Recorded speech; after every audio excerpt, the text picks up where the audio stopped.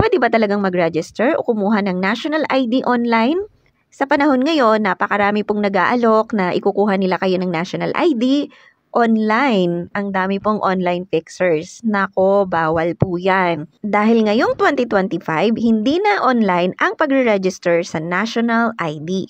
Ang pwede lang kumuha ng national ID online ay yung mga nag-register na dati, napicturean na at nakunan na ng fingerprint. Pero kung hindi pa po kayo registered, never pa kayong pumunta sa PhilSys, wala na pong online registration ngayon. Walk-in na po. Diretso na po kayo sa PhilSys kung magre-register kayo sa national ID. Kung naiwala ninyo ang national ID ninyo, hindi na po kayo pwede mag-register ulit.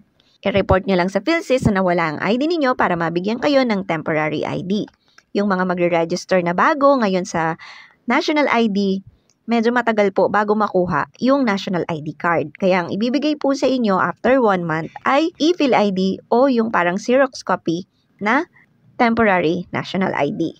Pwede din po kayong kumuha ng copy ng inyong digital national ID kapag available na online sa national-id.gov.ph. Pero hanggat hindi pa po kayo nakaka-register, hindi pa kayo nagpi-fill out ng form sa mismong PhilSys office, at hindi pa kayo nakukuha ng picture at ng fingerprint, hindi pa po kayo registered sa national ID, kaya wala po kayong aasahan na digital national ID na madadownload online at wala ring temporary ID o national ID card na dadating sa inyo.